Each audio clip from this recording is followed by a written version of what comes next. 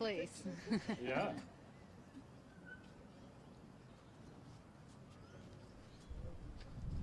Great. So welcome everybody, and thanks so much for coming along tonight.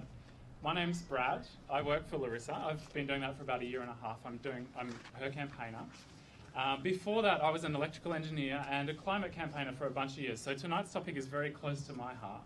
And I know it's very close to all of your hearts as well, because you've given up your time at this very late time in the year. We were thinking about whether or not to hold this event tonight when Larissa just got back from Paris after the jet lag. Yeah. And we thought, gee, everyone will be ready, you know, thinking about holidays and thinking about family. But thank you all for coming along anyway. And I think it's a real testament to all of you that you're thinking about these important issues at this time of the year. So thanks so much. Yeah. A couple of housekeeping things. The toilets are inside. Just if you go in that door, turn right and then turn left. They're in the far corner of the office. Also, for the people who are watching online, the live comment stream is on YouTube. So anyone who's on the YouTube page should be able to leave a comment, follow along the discussion, and leave questions. And when we get to the Q&A, we'll take questions from the people here in Paddington and also for the people who are following along online.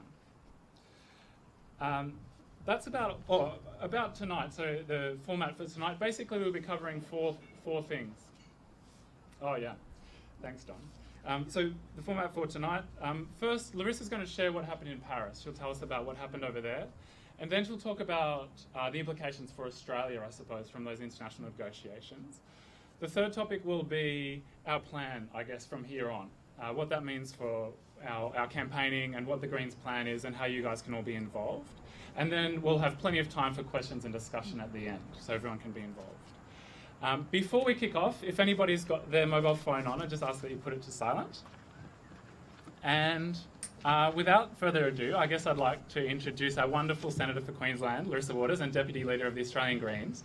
And thanks, everyone. Yeah, look forward to hearing your reflections on your time over in Paris at the international climate negotiations. Well, thank you, Brad, and good evening, everyone. It's just lovely to see this deck festooned with so many cheerful faces. Happy holidays, Merry Christmas, whatever your inclination is as the holiday season comes upon us. And of course, we acknowledge the traditional owners of the land that we're meeting on tonight, the Turrbal people and the Yagara people of the broader Brisbane region, and acknowledge their elders, both past, present and emerging. Before we get into the business, I want to also just acknowledge a few other particularly special people who are here tonight. We've got our State Director of the Queensland Greens here, Kitty Kara, who's up the back there. Gives everyone a wave. So if you've got any campaigning questions or you want to get more involved, Kitty's your woman to talk to. And I think we've also got our Office Manager, Asia, here as well. Is Asia here? Yes, I saw her earlier. No, she's had to go because she's a very busy lady. But her fantastic partner, Duncan, is here, and he's actually the convener of our election campaign committee. So thank you to those folks who've made the time to be here tonight. So look, it's been such an exciting time. As you know, global momentum has been building for action on the climate for many, many years. We had probably a bit of a setback at the Copenhagen talks a few years back, but hope was really high for the Paris talks. And Richard and I had a discussion about should we go along? Because of course the government wasn't going to let us be part of the Australian government delegation, and they weren't going to let us into the negotiating rooms, and we deliberated effectively, was it worth going? And I'm so pleased that we decided yes, it absolutely was worth the both of us going. And I went for the first week and then Richard came for the second. And it was just a marvellous experience, because as people who are committed to a more sustainable future and who get what the stakes are and what the opportunities are for clean energy, and who live in Australia, it was just the most marvellous and optimistic experience to see that the rest of the world is living the things that we advocate for Australia to do. I mean, we know they're real, but to actually see evidence of that and to realise that it's the Australian government that's out of step with the rest of the world. It's not the Australian people, it's not us Greens, it's actually the dinosaurs in the big parties that are still wedded to coal. They're the ones on the outer. Was such a heartening experience. And for me as a natural optimist and as someone who loves this planet, I was very encouraged and elevated by feeling that momentum. The food was also great, so you know there were all sorts of perks. But what I want to do tonight is just run through globally some of the features of the Paris conference and the agreement that flowed from it. I want to then talk a little bit about how Australia performed on that world stage and some of the things where we were not so great, others where we were okay, just a bit of an assessment of our contribution nationally. I want to then talk, as Brad mentioned, about what that means for us now domestically, given this fantastic momentum that's built and solidified, and then what it is that we Greens would like to see happen for Australia and how it is that you can help get involved, whether that's politically or whether that's just in a campaign sense or whether that's simply pressuring your local MP to take climate change seriously. So in terms of what came out of Paris, it was obviously a 2-week discussion period. Quite a lot happens in 2 weeks. In terms of the nitty-gritty of it, they had it out at actually an old airport half an hour out of Paris, which they turned into a conference centre. So you really felt like you were entering another world, actually, when you went onto the premises. And we had to get a couple of metros and a shuttle bus to get there. So it was a real mission, and it felt like you were going into this sort of sacred space, if you like. It was alive with energy. And what I particularly noticed was not just the number of government delegates from all nations, but a great amount of non-government participants. They had a whole separate space, as well as a space within the conference centre for the community sector, basically. Awful lot of fantastic scientists there that we got to meet with. Some great youth climate groups, which was always really heartening to meet with. And really strong presence from Pacific Island nations, who have the most to lose in terms of their ability to adapt to climate change, because, you know, they can't really go anywhere else, they're going to go under, literally. So it was a really great melting pot of all of the human faces of climate impacts. So that was sort of the sentiment of the place.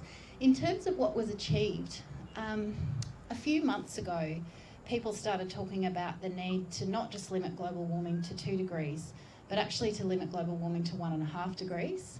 And we Greens are of that view, and the science says if you want to have any chance for the Great Barrier Reef to survive, you've got to look at 1.5 and not 2. And obviously if you want to reduce extreme weather events and limit sea level rise, 1.5 is the way to go.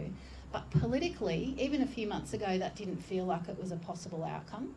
And so it was just marvellous to watch over the course of that 2 weeks, with the advocacy of the small island nation states and with many of those youth climate groups, and just with an awful lot of political positioning and some great work by the French, we actually ended up with an agreement that, yes, constrains global warming to 2 degrees, but that has an aspiration for countries to aim for 1.5 degrees, which was really an unexpected and very welcome outcome. So that's the first real positive out of Paris. It's an aspiration to stick to 1.5 degrees, and we know that means a better chance for our coral reefs globally, which is good news for anyone who either works on the reef or just loves it, as many of us Queenslanders do. The next key exciting thing out of the Paris Agreement was, again, an unexpected outcome from where talk was in the months leading up to the conference, and that was an agreement for net zero emissions in the second half of the century. Now, there's a bit of a backstory to this, because they've been deliberately vague about the times there. Many of the environment groups were pushing for net zero by 2050. We Greens would love to see it by 2040. The Australian government formal position was for 2100. There was a variety of views on when you could commit to effectively decarbonisation. And so they've worded it in a way by saying second half of the century, that it really could mean any or all of those things, which is probably why everyone agreed to let it into the agreement. But nonetheless, it's a really important aspirational target that says, okay, ultimately we do need net zero, and we're going to get there as soon as we can in that second half of the century. So again, just a fantastic demonstration of ambition and global uniting around a really important scientific outcome. So that was the other real exciting thing out of the agreement. Some of the other details relate to climate finance, and there'd been some talk of whether or not the $100 billion per year amount of what they call climate finance, which is effectively money that gets put into a pot by developed nations to help with both mitigation but also adaptation for developing nations, and particularly small island nation states who are facing, you know, cyclones where they never have before, sea level rise, which is already seeing incursion of salt water into their food producing land, and literally which will see them with nowhere to live in you know, a couple of decades' time. So that climate finance was it could have been a bit of a sticking point as the talks progress over the weeks, and there was a bit of concern that that might derail the whole agreement. Thankfully, compromises were found, and that agreement to contribute that $100 billion a year come 2020 and onwards was locked in. Now, when I say locked in, that's one of the other key points to this agreement. It's not technically a legally binding document. And again, perhaps that's why it's been able to be a little bit more ambitious than it otherwise might have been. When it will become legally binding is when countries agree to make their own pledges binding in our domestic laws, and that's called ratification. So the US were quite antsy about having a legally binding agreement because obviously Obama's got problems getting laws through both houses. And so what we've ended up with, some have criticised it as saying, well, it's effectively a toothless agreement. I don't agree with that. I think it's a really strong statement of global sentiment, and I think for Australia it's particularly powerful to see that global momentum and to reflect on that, given that Australia has been such a laggard in recent years. So overarching, I think it's been a really positive outcome. In terms of the actual targets that were set, I want to mention that the INDCs, or the Interim National Development Commitments, I think was the acronym, basically the targets that countries agreed to sign up to. When you tally all of those up, it doesn't get us to 2 degrees. It certainly doesn't get us to 1.5 degrees. It gets us to about 2.7 degrees, or some say 3.1, depending on how you do the calculations. Now, obviously that's still way too high, and that would be, you know, devastating impacts. But it's a damn sight better than 4 degrees or even the 6 degrees that we were on track for if we didn't make an agreement in Paris. So I'm comforted by the trajectory of change. And the other really important thing that came out of the Paris Agreement is a review mechanism for countries' target commitments.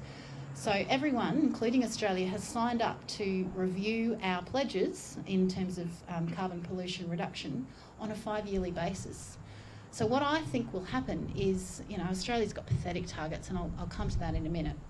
But what I think will happen is in that intervening 5 years, which will also see a global stocktake of emissions and a stocktake of targets, I think you'll see global progress. I think people will see how easy it is to make the transition to a clean energy economy, because we've got the technology. We know what we need to do. It's just been the politicians getting in the way and the vested interests getting in the way of that transition. So I think once that change starts, it'll be like a domino effect, and it will really speed up quickly. And in that first 5-year review period, I think you'll see many, many nations seriously ratchet up their pollution reduction targets, and that will in turn reflect and pressure Australia to do the same. So I feel very optimistic, and it was, as I say, a great honour to be able to be there in Paris. One of the exciting things I got to do was ask President Tong of Kiribati, who's one of our particularly vulnerable Pacific Island nation states, what he thought Australia could do better, because this was towards the end of week 1, where we'd kind of gone there with some pretty average targets. And when I say pretty average, one of the worst of comparable developed nations. And at that stage, Turnbull had done a little bit of talk, and I'll run through the announcements that we did make, but they were effectively pretty average. And so I said to President Tong, what more can Australia do to help you and your people effectively? And he took the opportunity to say, stop building new coal mines, which is fantastic, because the Greens believe we don't need any more coal mines. For heaven's sake, we've already got enough coal that we're exporting to the world. The market is totally tanked. Nobody wants to buy this stuff anymore, so it's economically a silly way forward. And it's cooking the planet, and it's cooking the reef. So it was just wonderful to have other voices say the things that we Greens say here domestically and often feel like we're banging our heads against a brick wall. And he spoke of the impacts of global warming on his nation, and it was incredibly powerful stuff. And they've done some wonderful video and campaign materials which really put climate change into the here and now, because it's been very interesting in recent times. We've talked a lot about the effect on future generations, but really it's happening now, and it's affecting people now. And it's even affecting us now. Look at the terrible bushfires, the floods, the cyclones that we're getting more and more frequently, the drought that's now deep, deep drought in Queensland. The scientists are saying that's a combination of El Nino and global warming, but that it's off the charts. It's worse than it's ever been before. So that's been a useful contribution to the debate, to have others really link coal and the fact that it is driving global warming to the need for transition.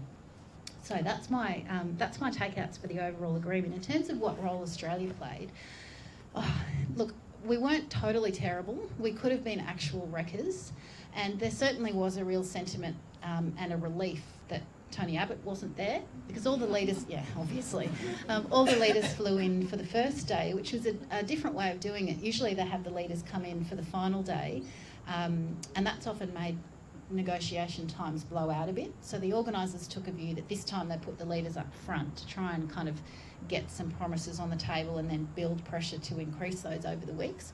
So Turnbull was there for the first day, and as I say, he was better received than Abbott would have been, not quite as well received as Justin Trudeau, who made some changes and possibly looks a little bit nicer than our Prime Minister, but whatever, that's irrelevant.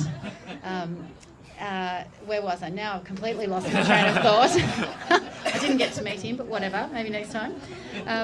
So the announcements that Turnbull did make, some okay, some terrible, some embarrassing. The first thing was that he refused to sign Australia up to a communique, which is just a communique, like a non-binding document. He still wouldn't even sign it, that said we should phase out fossil fuel subsidies.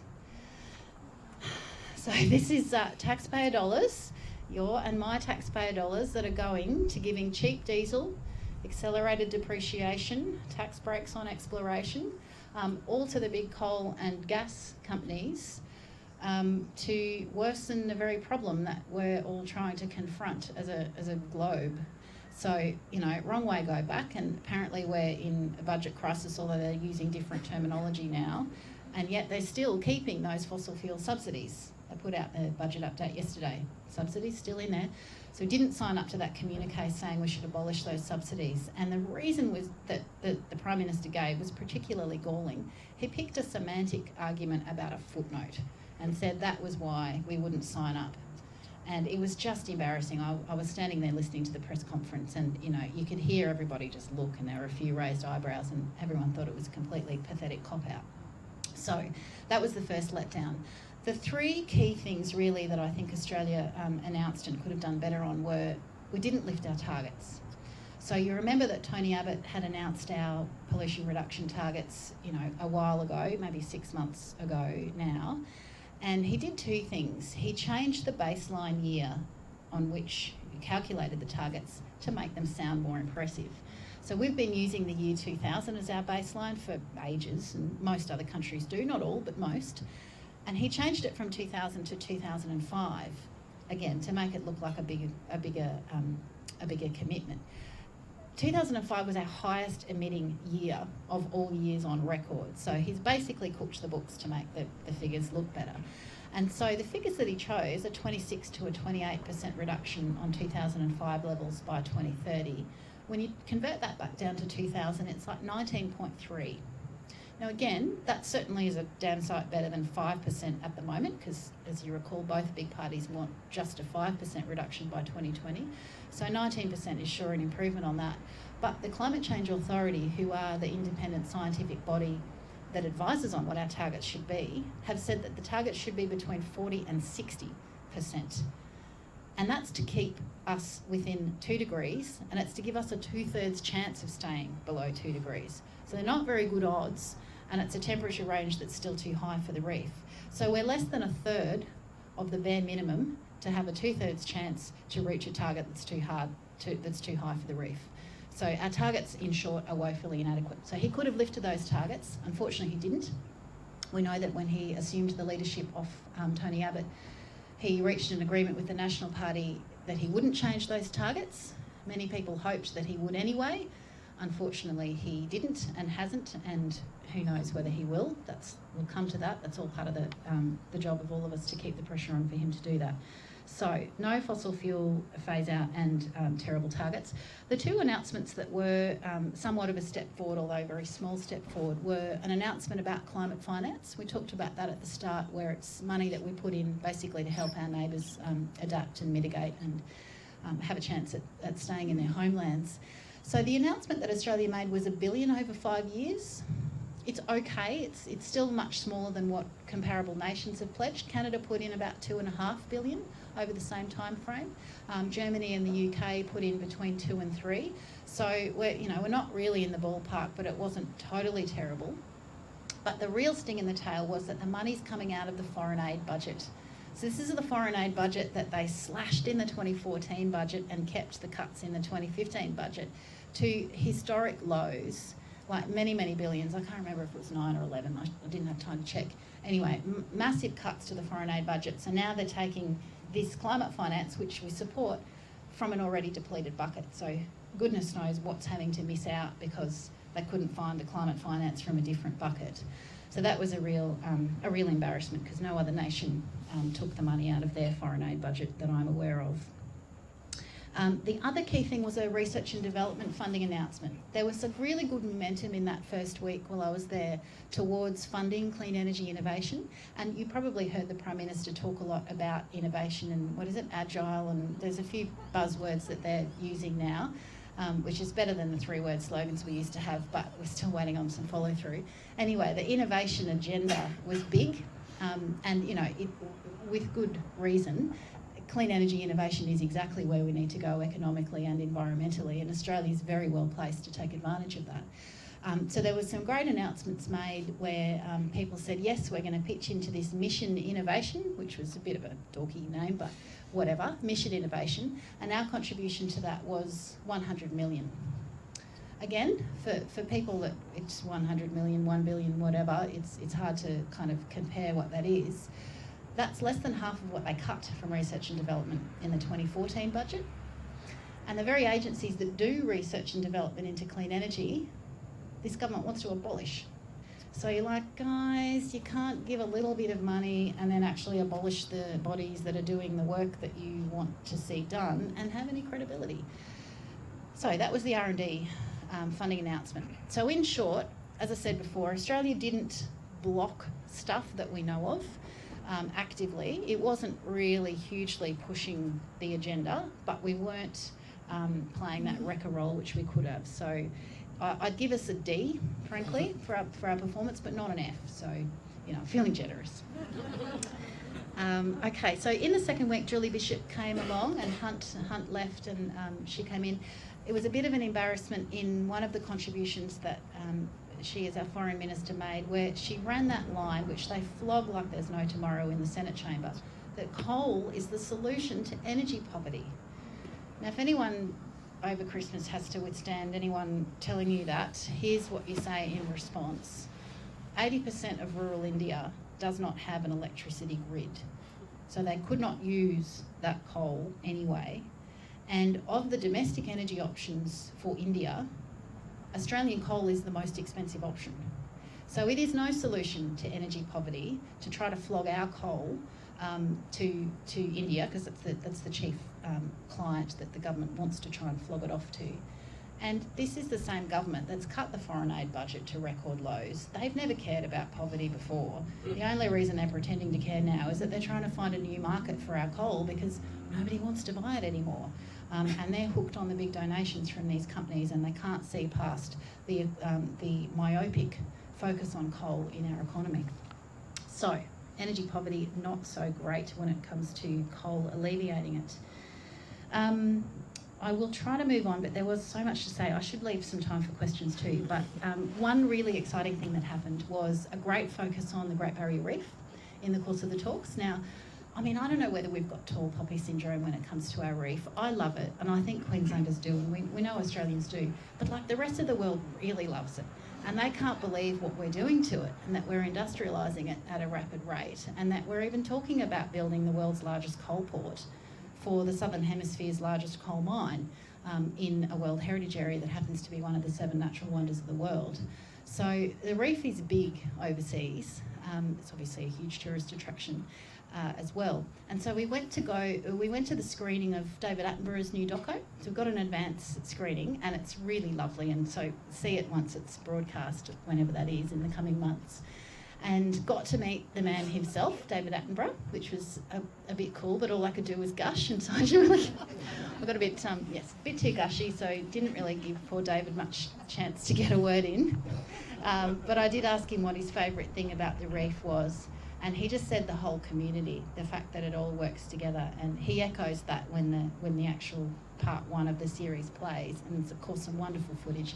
So see that. But there was a panel beforehand where it was David Attenborough, Ove Goldberg was the MC. He's one of our fantastic coral reef climate scientists at the University of Queensland, who's world renowned and awesome. Sylvia Earle was there, who's an oceanographer and an international campaigner. Was the head chappie from WWF, Richard Branson, and somebody else who I've unfortunately forgotten. I'm sure they were good too. But the key thing was, somebody said to Attenborough, Australia always says it's going to be really expensive to tackle climate change. What do you say to that? And he said what Nicola Stern said, 10 years ago, but it's got more impact when David Attenborough says it. The cost of not acting on climate change is infinitely more than the cost of acting. So it's that whole stitch in time saves 9 argument, which we know is the case. And Ove Goldberg made a great line that he said before, but it bears repeating, is you can't have new coal mines and keep the Great Barrier Reef. You've got to choose between coal and the reef. So I'll continue to quote him on that, because I think it really brings into stark relief the sorts of choices that our government makes in our name. One other point that I want to make on Australia, there was, and this is getting a bit complicated here, but it's an important point. In the first Kyoto Protocol period, which ended in which was done in 2012, we basically got a bit of a free pass. We were allowed to increase our emissions by 8%, whereas most other countries said they'd reduce. And so whenever you hear people crowing, particularly Hunt crowing about us meeting our Kyoto target, it's because we're allowed to go up. So anyway, the reason we could even meet that increased target was off the back of the Queensland land clearing restrictions. You might remember in the late 90s, the Beattie government brought in the first Vegetation Management Act, which was the first time we'd regulated land clearing in Queensland. And that was very controversial at the time, and aside from a delayed implementation period which saw some panic clearing, which was totally avoidable, it basically worked. Once the laws were in place, it basically worked. And so Australia was able to say we'd met our climate targets because of the averted emissions from avoiding land clearing. So again, a little bit of an accounting trick, but whatever, that's what the rules are.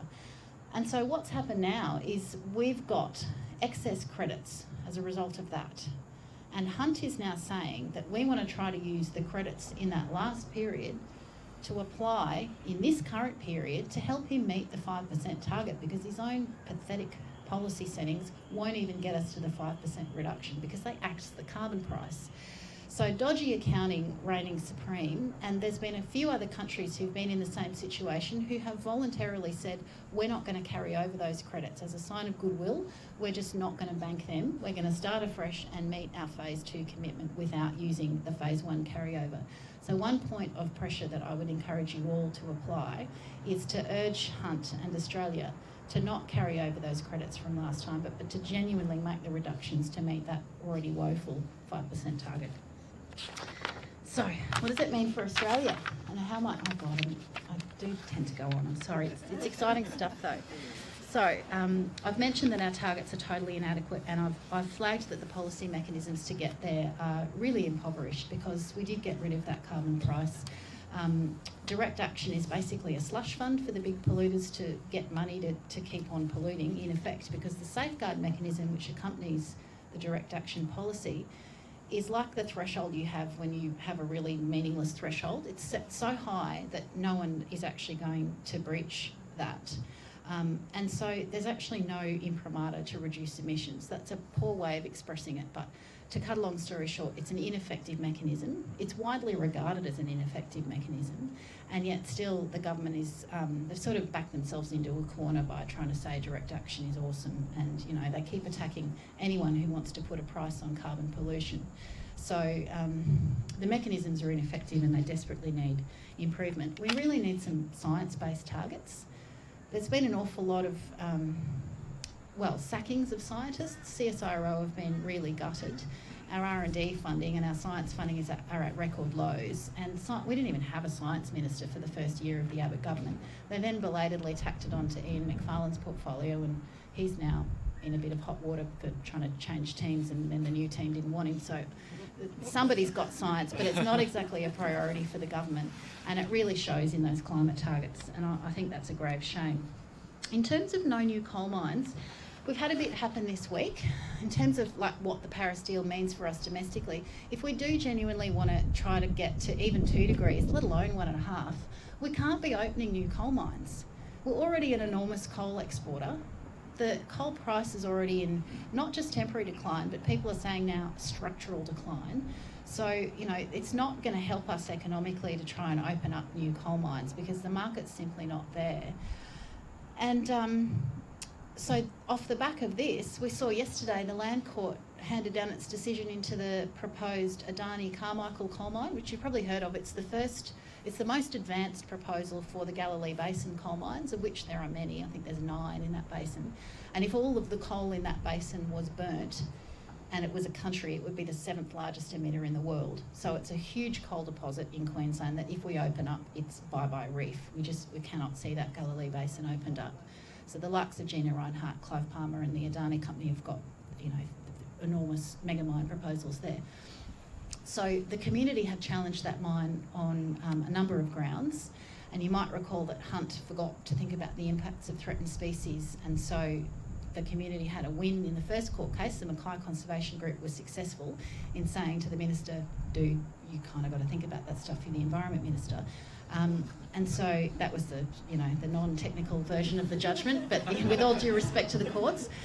So yesterday's decision was by the Land Court, which is a Queensland court, and the Coast and Country Association had challenged the recommendation for an approval on a number of grounds, because it was going to have terrible habitat impacts on a threatened species, the black-throated finch, because it was going to have terrible water impacts on some really important springs, because the economics were totally dodgy, and because of the climate impacts.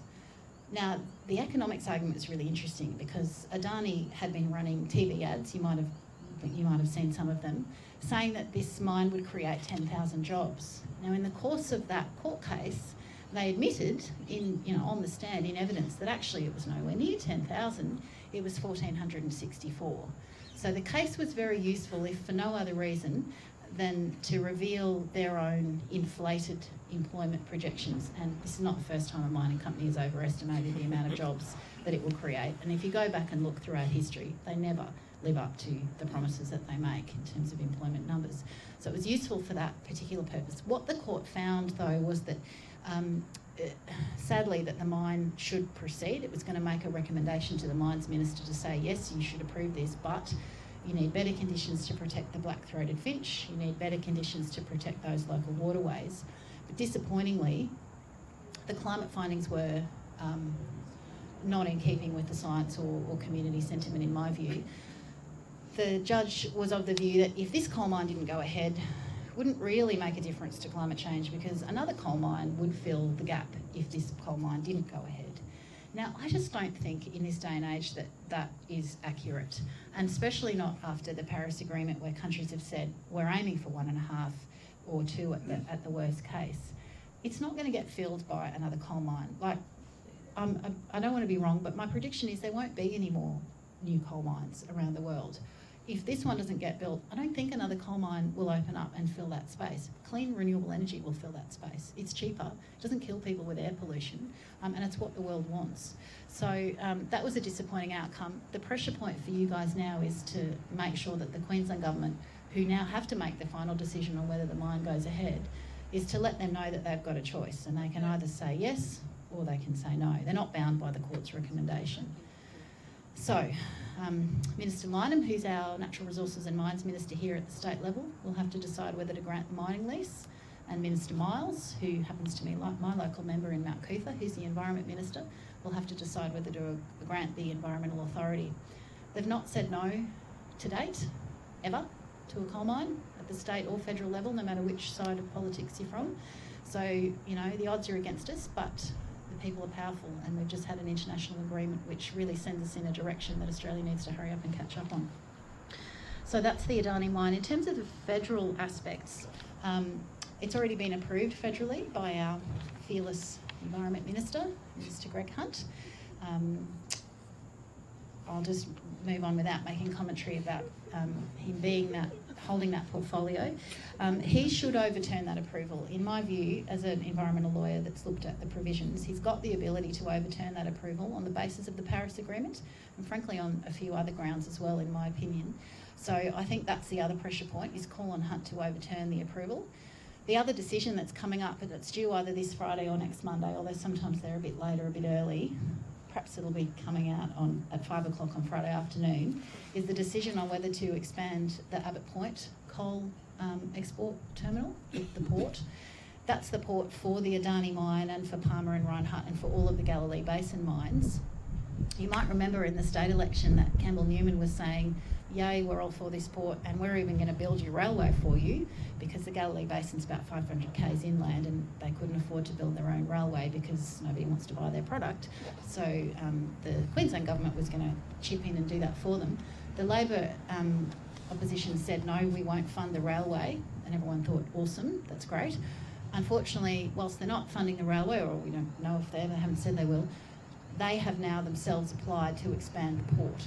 So we've now got the Queensland government as the applicant for the Abbott Point coal terminal expansion, with Minister Hunt due to decide on either Friday or Monday whether the port will be allowed to proceed with all of its dredging, which of course is terrible news for water quality, which, you know, on the Great Barrier Reef is kind of important, given that tourism is a $6 billion economy that employs a good 70-odd thousand people. So yeah, we'll see. Now, I should come to a close, because what I want to talk about is the fact that we've got a choice now, whether we stick with coal or whether we move to clean energy. And here in Queensland, we are so well placed to make that transition. We've got the best sunshine in the world. We used to have it on our number plates. I don't know what happened to the Sunshine State. You still see them driving around a little bit. But we are famed for our sunshine. Our wind deposits aren't too bad, particularly in the north. We've got enormous tidal and wave potential. We've got geothermal deposits in the south. We are not short of options. We're not short on the technology. We're not short on the community will, on the scientific know-how, on the engineering know-how. What we're short on is the political will to make that transition. And it boggles my mind why. Because there lies money, and that seems to be what motivates most of these people in charge. I don't know why they can't see that clean energy money is going to be more than dirty energy money.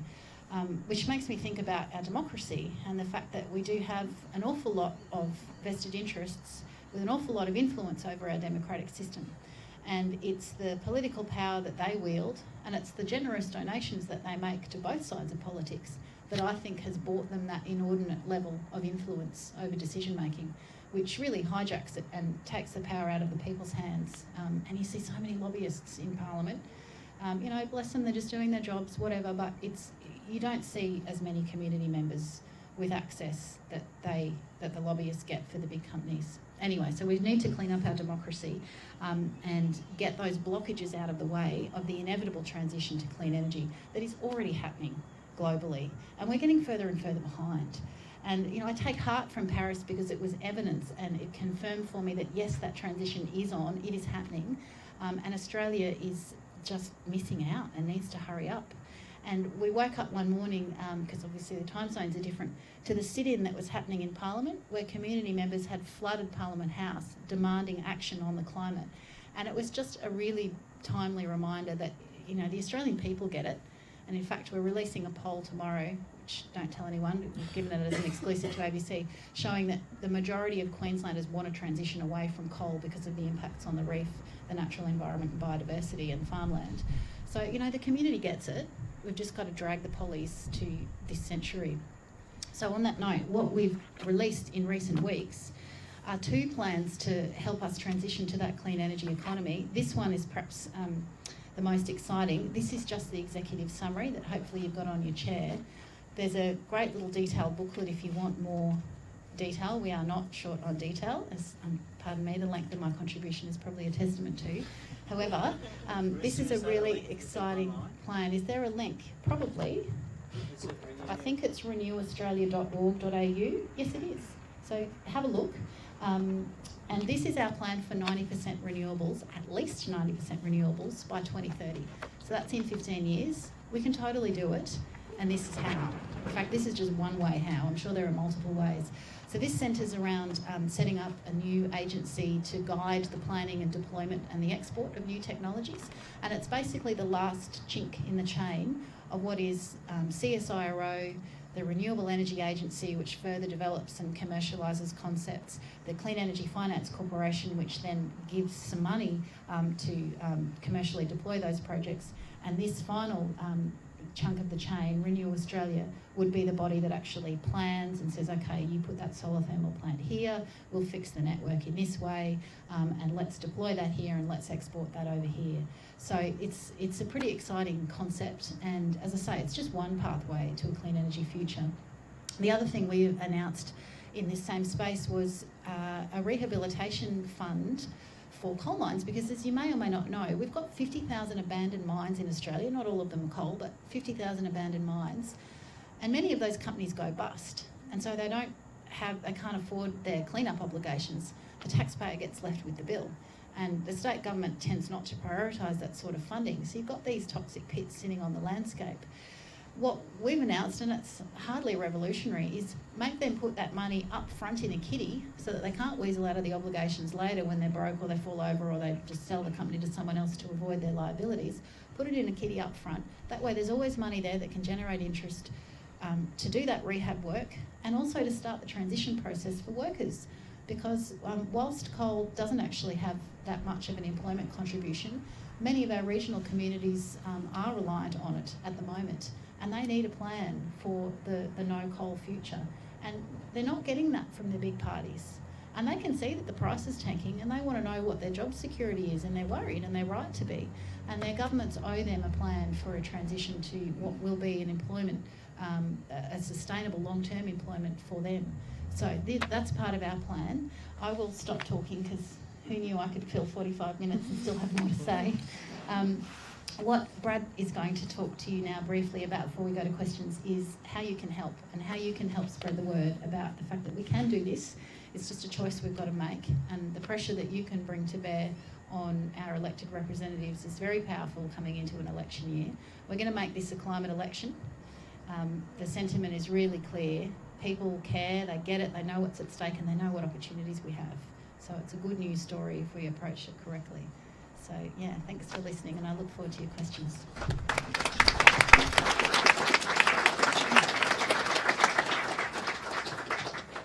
Thanks so much, Larissa.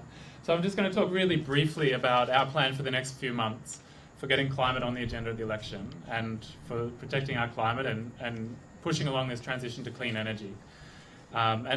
And this plan is really people-powered. The Greens are a people-powered party, and so that means that the 70 of us in the room and another 100 people online and all those other supporters, thousands of people out there, it's about us taking the power back from those big corporations who, unfortunately have so much influence over the other parties.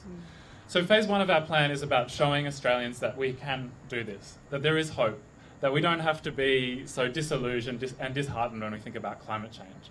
And the brochure that, does everyone have one of those? Just how many people have got those? Yeah, most people have got them, great. And we've got hundreds more inside.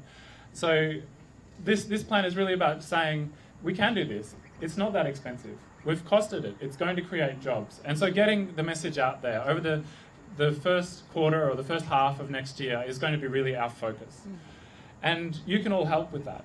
You can all take this away and have a read. You can take 3 more copies and leave one in your tea room at work, give one to your neighbour. If each of you can have a conversation with somebody else about how we can transition to clean energy and bring that hope back to Australia that we can do this, that's going to be so important in the first part of next year.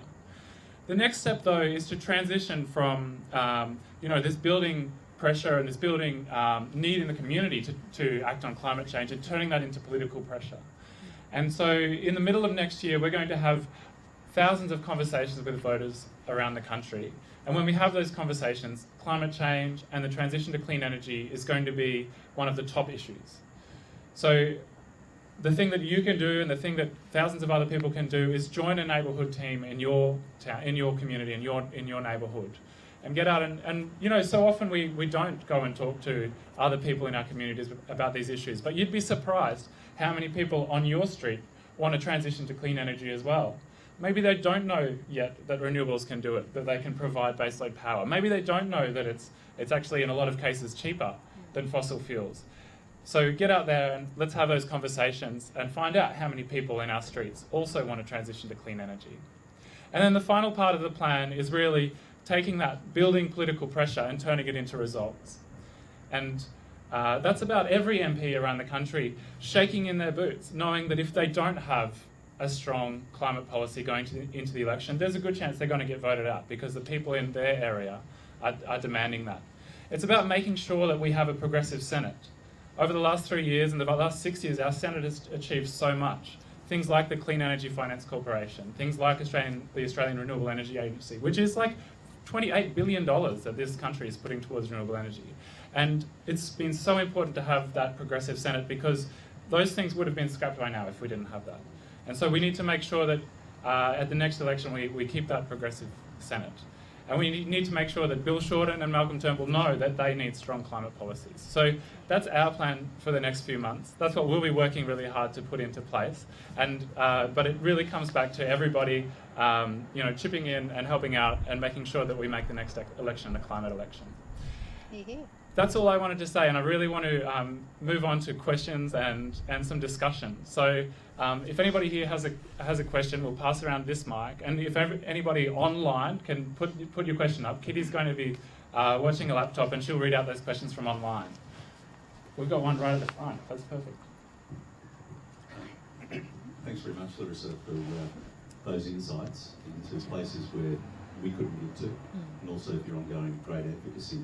I think you're right that whilst this is not a binding agreement, like a lot of international agreements and international law, symbolically there's a lot of power here that will create a lot of international momentum. And whilst there is certainly a need for concern around some of the woolly wording of the agreement and lots of wriggle room that no doubt conservative governments like ours will attempt to exploit, I think there's much to be sanguine about as you've identified. I think that there is a momentum and that momentum will continue to grow.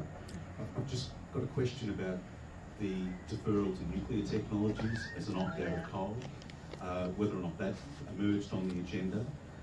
Secondly, to what extent what I consider to be a completely failed and thwarted carbon trading scheme is likely to re-emerge as one of the means to reduce emissions. We've seen it completely contaminated with fraud and corruption and land grabbing and so forth. And also the review mechanism, which I think you've identified as being a positive thing. To what extent will you and your colleagues in Parliament be pushing for a review mechanism that starts now and not in 5+ years when, even though the Greens will be in power, we know, in good hands. To what extent we can avert that justification of governments in time ahead, where they will say that we've not met our targets and we've made progress and we're implementing a whole range of things, and we know the rhetoric. So, you know, will you push for some sort of parliamentary committee to review, or something in conjunction with maybe an external committee of independent experts? Fantastic questions, thank you. Thank you for your high level of engagement. I've made some notes there. So on nukes, perhaps it's wishful thinking, but it doesn't feel to me like anyone's seriously proposing that as an option. There's been quite a bit of talk about that domestically. There's talk now of finding a long-term site for nuclear waste. Obviously we have, well, I suppose we do have an obligation to take back what's left after we export our uranium to other nations, and so the spent fuel rods, the medical waste, the radioactive material, we sort of have to find somewhere for it. The government's now engaged in the process to find somewhere to put it. I think the wisdom would say keep it at Lucas Heights and protect it properly, don't ship it around the nation and try to put it onto a different community. But that process will roll out.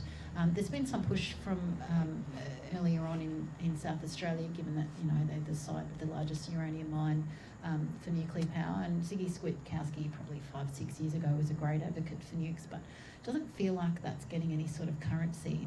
And I mean, my response to that is you've got about 70 years of high-grade ore, so it's not a lot. By the time you've built a nuclear power station, you really need to have peaked emissions, and they've got to have come down if we're to stay within even 2 degrees, let alone 1.5. So the timing's not great. And it's a very expensive option. And then you're left with this radioactive waste that stays radioactive for many hundreds of thousands of years. Why bother when you've got faster, cleaner, cheaper, renewable energy that doesn't have any of those problems associated with it? So I hope the common sense will prevail in that regard. And as I say, it doesn't feel like anyone's seriously proposing that, at least domestically. In terms of the review mechanism, absolutely, we need to review the targets now. We shouldn't wait 5 years. The 5 years is sort of like a backstop, so at least we'll do it in 5 years' time. Of course, we should do it earlier. One of the disheartening things that Greg Hunt, well, many disheartening things that Greg Hunt did, but one of the chief disheartening things was he clarified that this 2017 review of Australia's climate policy that they keep sort of banging the drum about as if it's going to be some great saviour, they clarified that they wouldn't review the targets as part of that 2017 review. And everyone's like, well, what are you going to review if you're not going to review the main point of having a climate policy? So that's a bit confusing and distressing. Whether or not we could set up a Senate inquiry, maybe. You've got to get the numbers to do that. Perhaps Labor would support that. You then have to get a few of the crossbenchers to agree. We might be able to do that. We've been able to get enough of other folk to resist abolishing the CEFC and ARENA, so all hope is not lost. But I think under this government, we're not going to see a review of targets before we absolutely have to. And I mean, it's a question on everyone's mind. Here's a guy that used to lead a party and got sacked because he was too strong on climate. He's back now, but he's done a deal to not change any of Tony Abbott's climate policies. Everyone wants him to, and so there's quite a bit of a latitude given to him, and we're all hopeful that he does, but the natural optimist in me wants to think that it will happen, but the political realist in me thinks that he's got so many dinosaurs in his own party. I think he'd need to go to an election, and if he was really committed, then he wouldn't have signed off on a deal that said he wouldn't change any of the climate policies. So you want to believe the best in people, but actions speak louder than words. And one thing I'll mention is that there was a small change that Hunt announced this week about investment in wind farms, which has got a long and tortured history in the Senate, where there's a cohort of crossbenchers who have taken it into their heads that wind farms are damaging, even when you've got like the Morwell coal mine on fire, actually causing problems. But no, they want to look at the health impacts of wind farms. Lots of people have looked at it and they've concluded there's no trouble there. It's not actually a real thing. But the government, in a deal to slash the renewable energy target, agreed that they would set up a wind farm commissioner, which just yesterday they gave $2.5 million to. It was the only increase to environment funding in the budget update. No other increase except a wind farm crusader to look at all these non-existent health problems. But the point of that was that there was such a reaction from the backbench.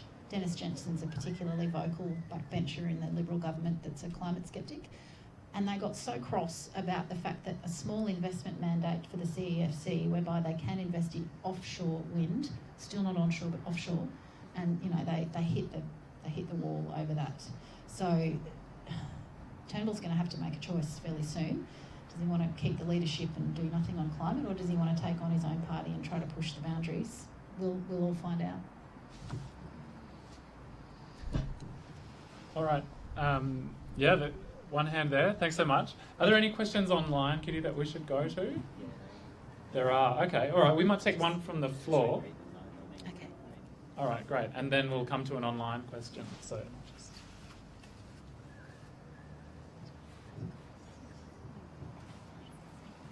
Larissa, a short tongue-in-cheek question, but it's serious undertones underneath it. Was God alive and present at the Paris conference, whoever she may be, or was the red alert that occurred in Beijing because of extremely high pollution slap bang in the middle of the conference entirely coincidental? Can you say that again? With the mic a little bit less close to your mouth? what I was really saying is that it was perhaps entirely coincidental that in Beijing, during slap bang in the middle of the 2-week conference, there was a red alert on the do have. Yeah. So my tongue-in-cheek question was, to what effect was that influential? Perhaps was one of the larger players in the negotiations, i.e. China.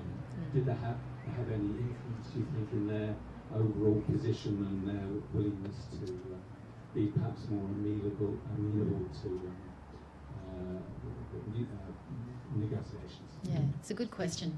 I don't know what influences the Chinese delegation and the decisions that they take. I'm pleased that they've come to the table after throwing their not inconsiderable weight around in the early days and weeks.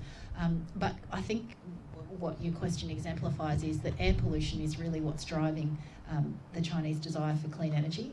Perhaps less so actual global warming impacts, but it's the just awful air quality that their people are suffering under that I think is really seeing them make that shift. They're building renewables at a really rapid rate. So yeah, really that's all the insight I've got into the Chinese climate negotiations. But yeah, when you've got emerging economies like that are so rapidly embracing clean energy, and Australia, with all of our great potential in that regard, is still, trying to find a market for dirty coal. It's just like you just think, come on, people, get with the program. Larissa, I've been looking at the comments online. There's a lot of people watching, which is really great. Great. And there's a few various themed questions, but I'll try and package them together. You might want to answer a few at the same time, and I'm sure a few will come through. One of them was in direct response to one of the things you just commented on about our obligation to take back the nuclear waste. Someone was asking, why do we have that obligation? So you might want to respond to that. Someone else has asked, how do we best combat climate deniers? And then around the theme of innovation, someone's asked, do we think we've missed the boat? How can we hope to lead and be at the forefront of innovation and development and new renewable technologies when other countries are leading the way and we are so far behind? And how do we promote that research into clean energy and storage? And then someone else has asked, is Malcolm a good or a bad thing for the planet? For the planet. That's a tricky one. Thank you, Kitty. Thanks to the people online with those excellent questions. Do we have an obligation to take back waste? Well, look, we sort of do, because that's a product stewardship principle. You create a problem, you're part of fixing it. The solution, to my mind, is don't export this dangerous stuff in the first place. We've got non-uranium alternatives to medical research requirements, and I'm not an expert in this area, but I know there's some doctors in the audience that might want to talk about the non-nuclear ways of doing the things medically that we currently use uranium isotopes for. But I'm assured that we have alternatives to those medical applications. And so, yeah, let's just not make the problem worse while we're still sorting out what to do with the waste. In terms of... It's very, very dangerous to transport that. Well, that's exactly right. It's a good point. One of the folk in the audience, I can't quite see your face there, is saying that the transport of the waste is a real problem as well. So it's not just the permanent storage, and we still don't know if we can permanently store it safely because it's, it's still radioactive for hundreds of thousands of years. It's that transport as well. So, do you want to be trucking it through communities? Probably not. How best to combat deniers? Look, there's a fantastic website called, it's John's website. I think it's called The Skeptical Scientist. Skeptical Science, thank you. John's got all of the kind of cheats and facts and figures. I don't think there's that many left, and this gives me great heart.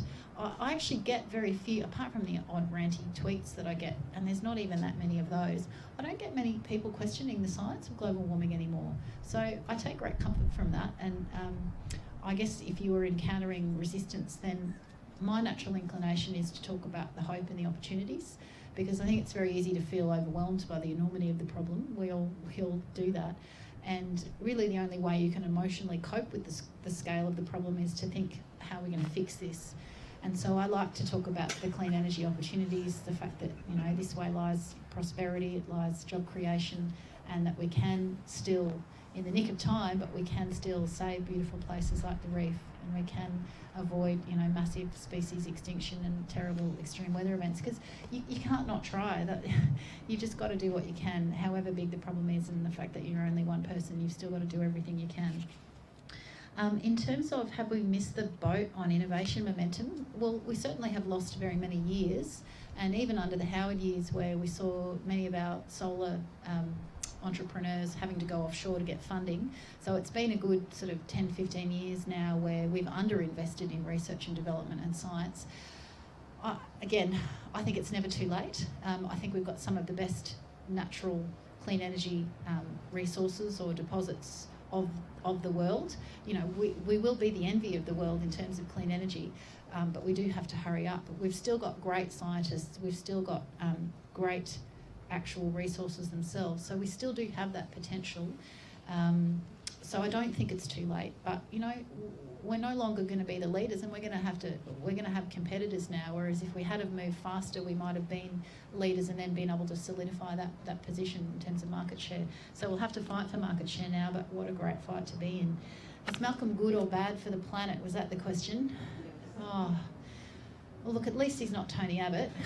We're all greatly relieved to see that very strange man no longer purporting to speak for us. But still trying. But yeah, look, there's a lot of commentary, and I think it's true. There's not a lot of policy that's changed. Yes, Malcolm can string a sentence together, and that's at least less embarrassing. But he hasn't changed much yet. He's dumped nights and dames, well, great, but it's hardly the most pressing issue that we're facing. He's made that tiny, tiny change to the investment mandate of the CEFC, whereby offshore wind farms are now okay. Again, welcome, but very small. Where's the real change? You can't just speak well and talk about innovation and agility, but still want to get rid of the two clean energy agencies that do that very work. Your actions have got to match your words. So I think he's dangerous because people now think, perhaps they now think, oh, he's going to be awesome, our problems are solved, when in fact he's getting away with not changing anything just because he can string a sentence together. So I think he's dangerous in that regard. I would like to hope that he's got the courage to take on his own party and to actually make those policy changes. And I would like to hope that people don't give him forever to do that, because the planet doesn't have forever. But yeah, we'll all see. We're coming into an election year. They will have to come out with pre-election promises. So the notion that he's just waiting for a personal mandate before he changes everything doesn't really sit well with the idea that you go to an election with promises about what you will do if you're elected. So he's going to have to make a choice before the election about, does he take on climate policy and the dinosaurs in his own party, or does he continue to try and keep everybody happy by not changing much but sounding hopeful? So we're all watching that space. Wonderful. We've had a couple of questions from gents here in the audience. I'm just wondering if there's any ladies or women Good on call. Yeah? Good Wonderful. call. We might have a couple of women. Good one. Hey Larissa. Hey, Francis. Listen, I've got two questions. One's federal and one's state, and they're both to do with First Nation people. Both. One with the First Nation peoples. Yep. One is that the federal government has been pushing for a one-stop shop Yes. policy for a long period of time, and within that is a new policy that they've drafted, which is the early engage policy. I don't know if you've heard about it, but one of the things that they want to do is institute a 20-day response to environmental impact statements for First Nation people's country, which I think is absolutely ridiculous. I can't even see we could do it in a city here. Yeah, exactly. And the other is on the state level. Just recently, the Wangan and the Jaingun people were told that our beautiful Labor government is thinking of removing their native title without their permission. And what your response would to that be, and what do you think we should be doing here and state to combat both things? Because if we're talking about environmental policy, they're really important. Great questions. Thank you, Francis. They were excellent questions. I've had a few meetings with Adrian Barragara, who's the main spokesperson for the Wangan and Jagalingou people, and boy, he's one powerful advocate. I wouldn't want to be on the wrong side of his arguments. So he's a really very effective campaigner. And of course, they're opposing Adani's Carmichael coal mine, which would be on their homelands. And they've done some great campaign materials. There's a wonderful video that they produced that Adrian showed me that if anyone needs some shareable content, as the terminology goes, definitely share that around. They're suing Adani in the federal court, the proposal for the mine. There's multiple court challenges. To be honest, I have trouble keeping up with them, which is a wonderful position to be in. But I understand they're suing on the grounds of an absence of consent.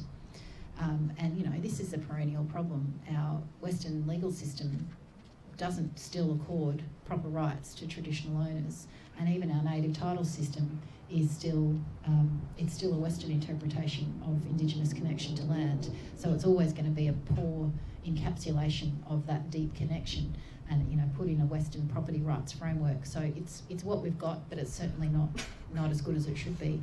Nonetheless, they're using those rights to the best extent to try to protect their land. I hadn't heard that the state government is now trying to revoke their native title. Lynham has actually been has proposed that 3 times in Parliament already. Yeah, so you can't just revoke native title. That's kind of the point of having native title. But you can. So this is very concerning if that's what they want to try and do. I'll look into that.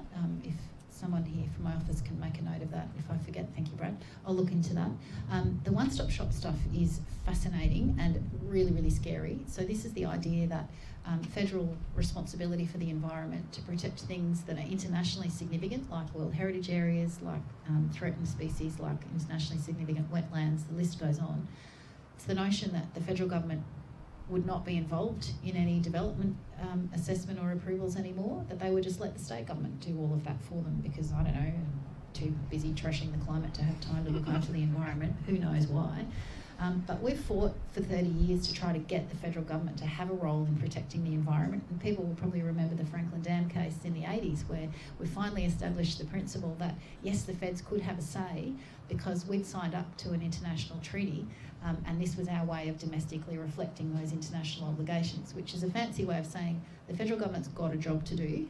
At the moment, they don't want to do it, and they want to give it away to the states. And you look at history, and you would have had oil rigs in the Reef, you would have had a dam on the Mary River, you would have had a dam on the Franklin River. There's been a litany of projects that have been stopped because the federal government stepped in and said, hang on, this is of national and international significance, we're not going to let you damage it. And so that proposal, we've managed through various arrangements with other parties and constant pleading and campaigning, we've managed to hold that off in the Senate, which is a matter of great joy to me. And if I achieve nothing else, then at least I'll know that we've kept those federal powers in federal hands. The tragedy is that our environmental laws are too weak. So we're actually fighting to keep weak laws on the books when actually we want to be fighting to strengthen those laws. But, it's a rearguard action to stop them becoming even weaker. Long story short, I haven't heard about this 20-day thing. 20 days is a woeful amount of time for anybody to engage on a development application, let alone traditional owners. Early engage sounds to me like a synonym for just railroad the TOs because we don't really care what they think, we're just going to put a great big mine here. So again, I will look into that. Thank you for those 2 very useful pieces of information. Hello, Larissa. Hi, Danelle. I've just come back from a Commonwealth, 53 countries of Chogam, and the elephant in the room for us is climate and migration. Yeah. So do you think you'd get a chance to discuss Australia's major risk or major saviour for our neighbouring countries and the migration that we're going to be expecting, or in other language, environmental refugees, but we generally call it migration. Was there any overlap in my meetings and your meetings? And I hope there should be, because the last day of our meetings was really quite fiery and really could bring strength to what we were saying. But anyway, migration is the issue I'd like to discuss. Great question, Danelle, and thank you also for your long involvement in the environment movement and internationally in recent years, and for trying to get good outcomes at those Chogam and other meetings, so well done. It's a very vexed issue because we've been saying for many years, clearly, with global warming sinking people's homes and us being part of causing that problem, we should be part of giving them a new home. And Kerry Nettle, who was in the Senate for us back when it was just Bob and Kerry in the Senate in the mid to late 90s, put up the first bill to have a new category of immigration recognised as climate refugee. Of course, it went nowhere fast, and everyone thought the Greens were being ridiculous again. But It's all right. We tend to be a little bit ahead of our time, and we're okay with that. So we don't at the moment have a category for climate refugees. We've seen around the region, particularly New Zealand, has been really positive in making pledges for resettlement, and they've basically gone above and beyond and been model citizens, in my view. Australia has yet to come to that party. We've not, as far as I'm aware, made any formal offers about resettlement, which we really should do. And yes, of course, we should try to avoid and avert that by serious mitigation policies, but you know, with the climate change that's already locked into the system, there's unfortunately going to be some unavoidable impacts. But when asked about this issue, Hunt gave a number of press conferences at Paris, and I got to go to some of them because actually he kicked me out of some of them, but I managed to get into one. So I bailed him up at the door and he couldn't say no. He was asked about this very point by a journalist from New Matilda, which is a great little media outlet if you're not already reading it. And his response to the question about the inevitable impacts of you approving new coal mines and your woeful targets will mean climate refugees, what are you going to do about it? And his response was waffle, waffle, waffle, waffle, waffle. We're going to try to avoid it from happening, waffle, waffle, waffle. And, you know, the guy said it with a straight face, and he gets on a bit of a roll and you can't interrupt him, and people in glass houses shouldn't throw stones. But you just cannot have the climate policies that Australia has and say that you're going to avoid climate refugees. Our very policies are going to create more than they should. So there was a totally inadequate response from the Australian government as to that problem. The question remains, what will we do? I think Australians would welcome new Australians to our borders, given that we're unfortunately being part of the problem where they need to flee. They don't want to flee, but you know, they're going to have to. So I think the community will welcome it, but the government's not being proactive about it, more's to their shame.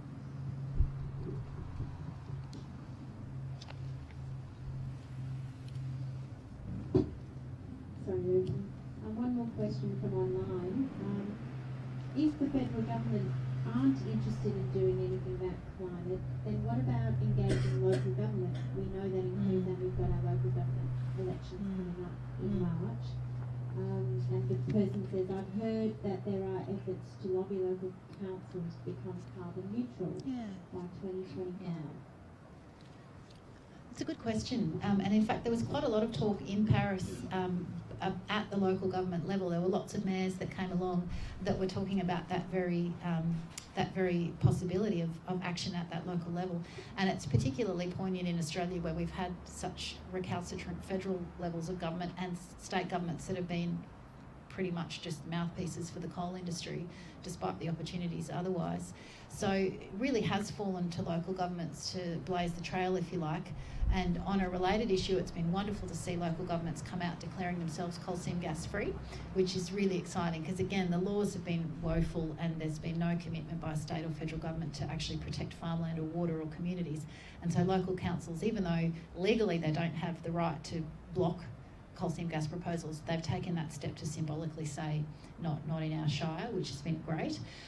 So likewise, the problem for Australia here is that our legal system is structured to not give an awful lot of ability to councils to, say, get off the grid, make serious innovations.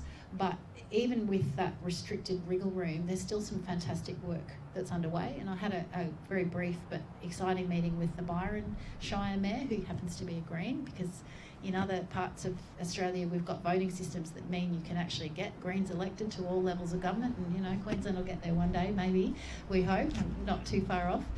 So I had a great meeting with him where he was talking about grid initiatives that he was trying to partner with the state government to roll out.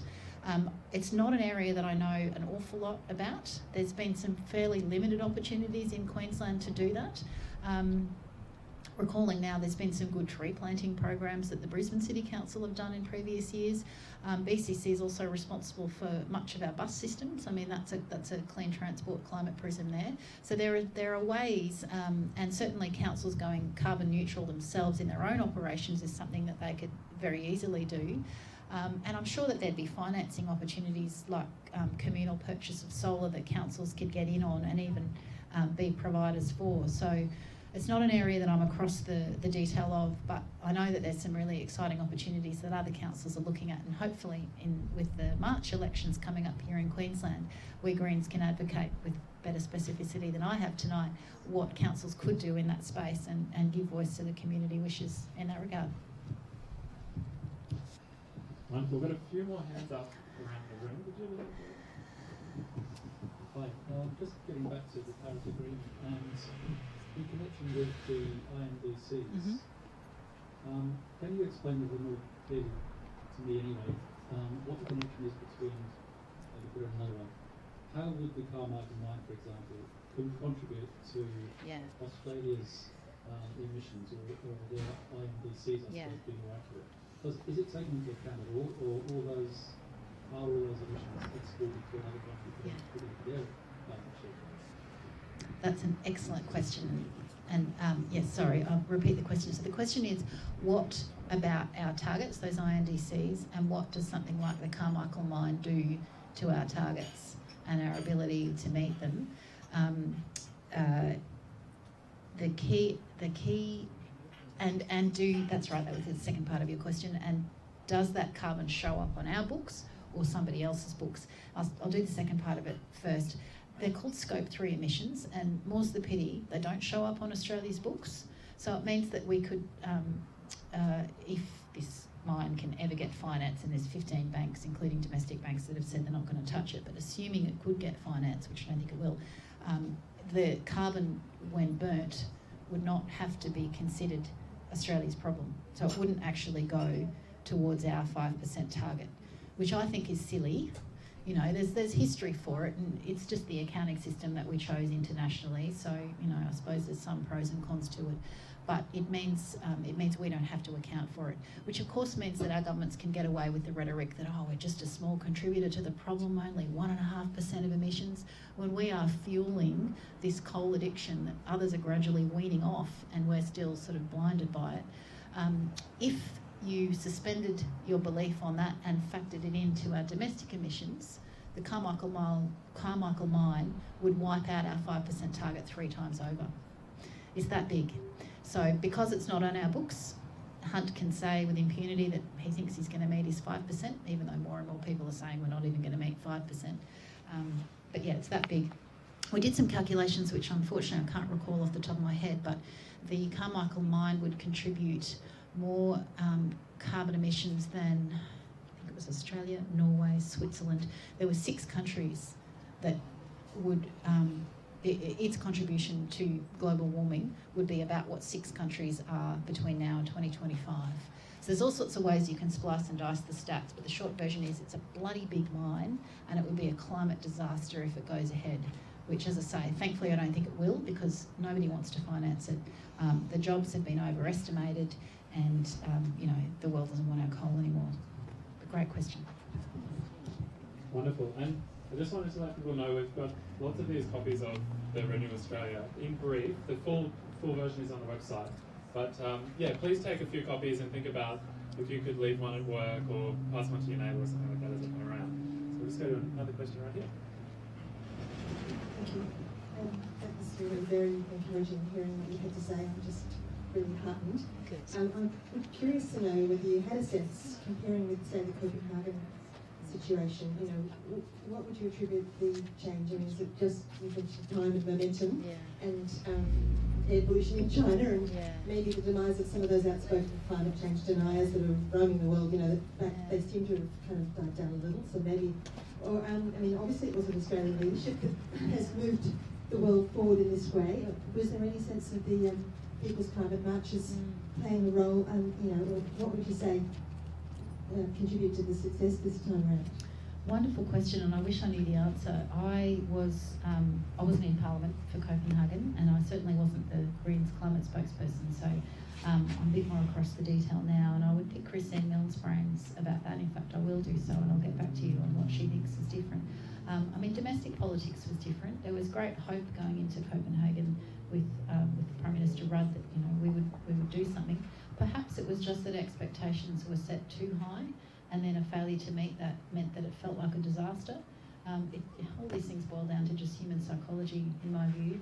with this particular agreement, expectations were high for an actual agreement to be made, but the need for it to be legally binding, everyone accepted it wasn't going to be legally binding technically, other than what countries then decide to bind themselves to in their own domestic parliaments.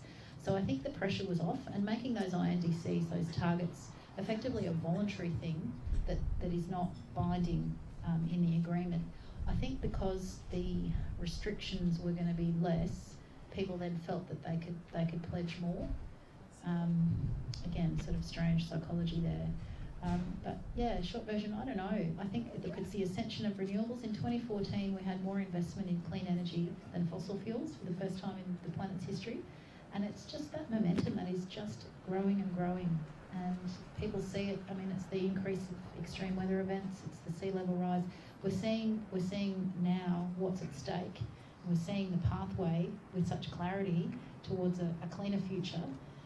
I guess it's just become more real, and it's become, I think the community has become louder. I mean, if you look at domestic climate activism politics, it has come in peaks and troughs, and people did fall in a bit of a heap for a while there. It came off the boil in terms of opinion polls of things that people cared about. It's back up now though, and I take enormous heart from that. So we're going to be all right, but we've got a big job ahead of us. Wonderful. We've only got a few minutes left, so I might just, if people want to raise their hands if they have a burning question they want to ask before, maybe one more. Yeah, and we might take one more online, and then we'll have to wrap it up. Okay. Was there any discussion about changing the accounting loophole so that Australia has to bear the responsibility for its enormous fossil fuel export industry? Related question to the one we had before, no there wasn't, and when Hunt was asked that, he sort of reacted as if that was a ludicrous and a nonsense suggestion. It's not, but it's certainly not being talked about as there being any sort of sentiment that we need to change those accounting rules. So I think we're probably stuck with those accounting rules for the time being. It doesn't change the moral imperative for Australia as one of the biggest coal exporters in the world to help make that transition. So I don't think it needs to be a barrier to action. Great, thanks so much. And we've got one more question from online, which is that the contribution that agriculture makes to climate change is often neglected. And the questioner just wondered if there's any thoughts or ideas about how to deal with that. Yeah, now that one didn't get a vast amount of attention, or if it did, it was in the very detail of the agreement, which, you know, there's people with PhDs in that field that get so complicated about your land use and land use change and your RED and your forestry accounting. I'm not an expert on that aspect of it. What is exciting is the potential for an income stream for basically land management and stewardship payments and carbon sequestration, which we were doing quite well under the Carbon Farming Initiative, under the carbon price, the clean energy package, which we Greens helped to bring in under the Gillard government. And so there is great potential, and I think great willingness amongst land managers to have that as an additional option for them. But that's since, of course, been radically changed. The carbon price has been axed. The CFI has now basically been bogarted and turned into the direct action plan in a very confusing manner, because they're still using the title of what was a good program to now deliver something that's inadequate. And, you know, you've got to wonder whether that was deliberate. So long story short, I think agriculture's got a big role to play. It's going to be the hardest sector to reduce emissions from. There's good encouragement towards organic farming techniques, which are naturally lower in greenhouse emissions, and there's great potential for Australia to do that. There's good potential for income streams through sequestration and land management. They're still looking at their soil magic stuff, which, you know, there's probably something in it, but by no means the amount of carbon can be sequestered than what they're contending can be. So yeah, there's a bit of work to be done there. I'm a vegetarian. It's not something I speak about publicly, in fact, often at all, because I don't know why, it's just one of those things where I think it's people's personal choice. But if you do reduce meat 1 meal or even 2 meals a week, you can help reduce emissions. So everyone can do what they can in that regard, and in so many other ways.